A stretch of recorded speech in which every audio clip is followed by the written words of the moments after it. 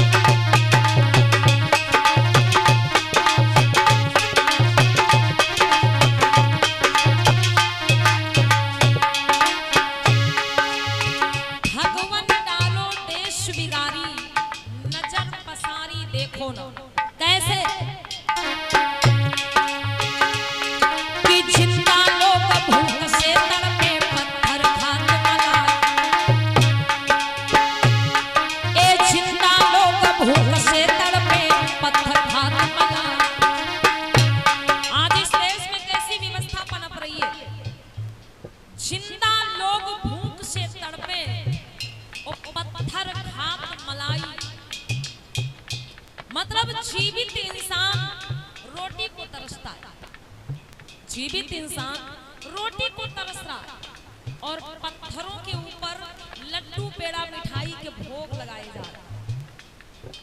उसी को कहा गया जिंदा लोग भूख से तड़पे और पत्थर खाक मलाई। गौतम बुद्ध जी ने क्या कहा? अगर हमें सेवा करनी है, पूजा करनी है, हम जीवित प्राणी की करें। लेकिन आज हम सेवा किसकी कर रहे हैं भाई? जीवित इंसान रोटी को तरसता है और पत्थरों के ऊपर लड्डू का भोग लग रहा है। देखिए, ये हम नहीं कह रहे, हमारे समाज में तमाम संत गुरु महापुरुषों ने आके ये समझाया। आप सब लोगों ने नाम सुना होगा कबीर जी का। कबीर जी की बाड़ी में मिलता है कि पाथर पूजे हरि मिले। ये पलक जी की तरफ से 100 राष्ट्रीय मुद्राओं को सम्मान प्राप्त हुआ है। एक बार जोरदार तालियां बिटिया के लिए बजा दीजिएगा। बहुत बहुत शाबाश। कबीर जी की बाड़ी में मिलता है क्या? पाथर पूजे हरि मिले तो मैं पूजूं पहाड़। ये किसने समझाया? कबीर जी ने। पाथर पूजे हरि मिले तो मैं पूजूं पहाड़, और जा से तो चाकी भली पीस खाए संसार। कबीर जी ने समझाया कि अगर छोटा सा पाथर पूज लेने से भगवान मिलता तो मैं बहुत बड़ा पहाड़ पूजता जाता। जब छोटा सा पत्थर पूजने से भगवान मिल जाता है तो बहुत बड़ा पहाड़ पूजेंगे तो और जल्दी भगवान मिल जाएगा। आगे कबीर जी ने क्या समझाया कि दुनिया ऐसी बावरी, दुनिया ऐसी बावरी, पाथर पूजन जाए और घर की चकिया कोई न पूजे, जाको पीसा खाए। ये कबीर जी ने समझाया। हमारे तमाम संत गुरु महापुरुषों ने इस बात पर जोर दिया कि हमें अंधविश्वास पाखंड से बाहर निकलने की जरूरत है, शिक्षा और ज्ञान के मार्ग में चलने की जरूरत है। तो क्या बता रहे थे हम कि जीवित लोग भूख से तड़पे और पत्थर खाक मलाई। देखिए, आज इस देश में कुछ ऐसी व्यवस्था पनप रही है कि अगर वही चीज जीवित हमारे सामने आ जाए हम उसकी इज्जत नहीं करते, और वही चीज पत्थर की बना के मंदिर में रख दी जाए पूजा होने लगती। जैसे मान लीजिएगा, आपको बताया जाता है क्या गणेश जी की सवारी क्या है? क्या बताया जाता है? चूहा, मूस। गणेश जी की सवारी क्या है? चूहा। ये बताया जाता है भाई। अब विचार करें आप लोग, तो विचार करिएगा, अगर पत्थर का चूहा बना के और कोई मंदिर में रख दिया जाए, पत्थर का चूहा बना के मंदिर में रख दिया जाए तो लोग गणेश जी की सवारी मान के लड्डू का भोग लगाएंगे, पूजा करेंगे। क्यों भाई? गणेश जी की सवारी है। पत्थर का चूहा बना के अगर मंदिर में रखा गया तो उसकी पूजा होती है, सवारी मान के। लेकिन अगर जीवित असली चूहा घर में आ जाए, जब घर में मकान में ज्यादा चूहा हो जाते हैं तो आप लोग क्या करती हैं? लड्डू मंगाती हैं कि जहर? बोलो, जहर मंगाया जाता है ना। तो अब सोचो भाई किसकी मान्यता हो रही है आज के समय में इस देश में, पत्थर की या जीवित की? मंदिर में पत्थर का चूहा बना के रखा तो पूजा, और घर में वही चूहा आ गया तो जहर।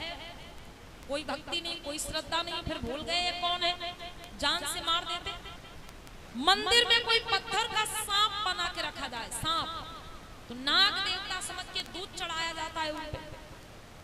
मंदिर में पत्थर का सांप बना के रख दिया जाए तो नाग देवता समझ के दूध चढ़ाया जाता, दूध पिलाया जाता। और घर में जीवित असली नाग देवता निकल पड़े तो दूध लाया जाता है कि लाठी? बोलो, लाठियों से स्वागत होता भाई। मंदिर में पत्थर का सांप बना कर रखा गया तो दूध पिलाया जा रहा है। और घर में जीवित असली नाग देवता आ गए, घर में सांप, घर में अगर असली जीवित आ गया तो तुरंत लाठी ढूंढी जाती है और तुरंत उसकी हत्या कर दी जाती है। मंदिर में पत्थर की गाय बना के रख दी जाए तो गाय माता समझ करके क्या होता है? पूजा होती है।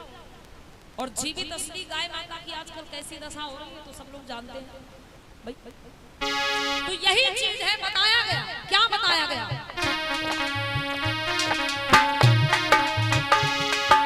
जीवित लोग वो जिंदा लोग भूख से तड़पे, पत्थर खात बना, पर लोगन की आंखें फूटी, बात समझ नहीं आई। धर्मा रोटी केर दबाई, नजर पसारी देखो, ढोगिन डारो देश बिगारी, नजर पसारी देखो।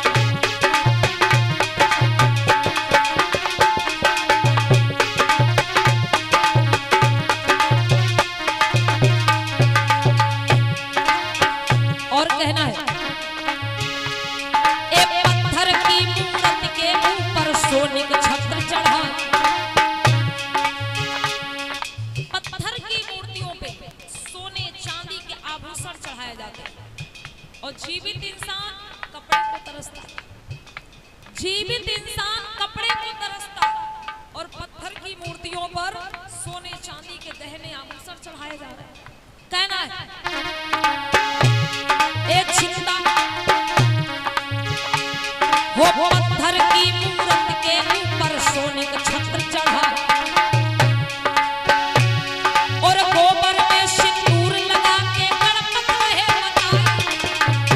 पूछे पूछे चावल दूध चढ़ाई, नजर पसारी देखो, भगवान डालो देश बिगारी।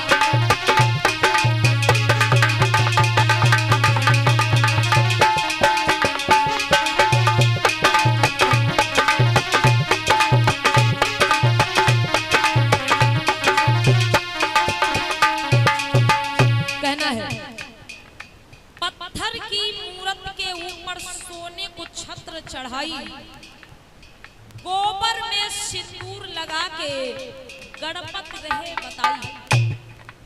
देखिए माताएं बहनें, आज हमारा देश इतना पाखंड में डूब गया।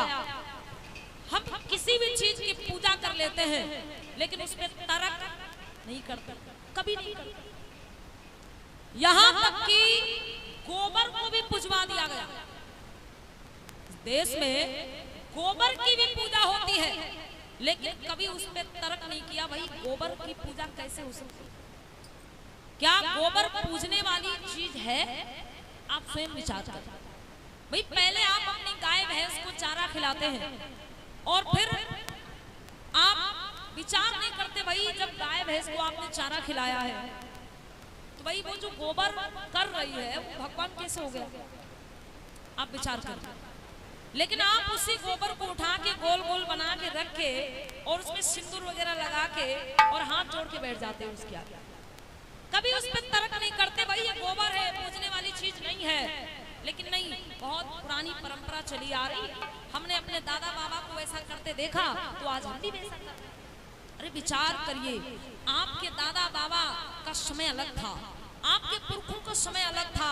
आपके पूर्वज पढ़े लिखे नहीं हुआ करते थे। उनके समय में तमाम तरीके की व्यवस्थाओं का अभाव था। इतनी सुविधाएं आपके पुरखों के जमाने में नहीं थी जितनी आज है। तो भाई उनका समय और था, आपका समय और है। आज आपके समय में हर प्रकार की व्यवस्थाएं हैं, सुविधाएं हैं। आज का समाज पढ़ा लिखा है और फिर भी हम क्या करते हैं, वही पुराने रीति रिवाज लेकर के चल रहे हैं। तो ये क्या हुआ, पाखंड हुआ, आडंबर हुआ। तो विचार करें, बुद्ध जी ने एक संदेश दिया कि पहले जानो और फिर मानो। पहले जानो फिर मानो। लेकिन हम क्या करते हैं, मान पहले लेते, जानकारी करते नहीं किसी बात की। बस मान लिया, जो सुन लिया मान लिया। तो पहले आप विचार करो, पहले जानो और फिर मानो। कहना है विचार करें। एक तू सोते हो छोड़ के सब कुछ जाओ मेरे भाई। तू सोते हो छोड़ के सब कुछ जाओ मेरे भाई। भोग और पाथर पूजन में सारा घर मिट जाए। ढोगी ले है सब पुजवाई, नजर पसारी देखो ढोगी नजारो देश विदाई।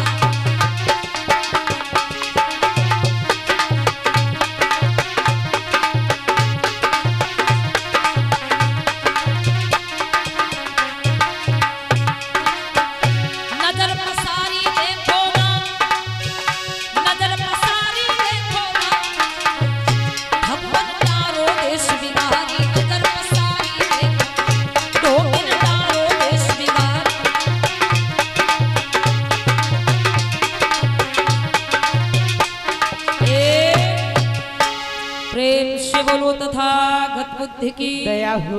बोलो परम पूज बाबा साहब की दया हो। पेरियार ललई सिंह यादव की दया हो। बोलो छत्रपति साहू जी महाराज की दया हो।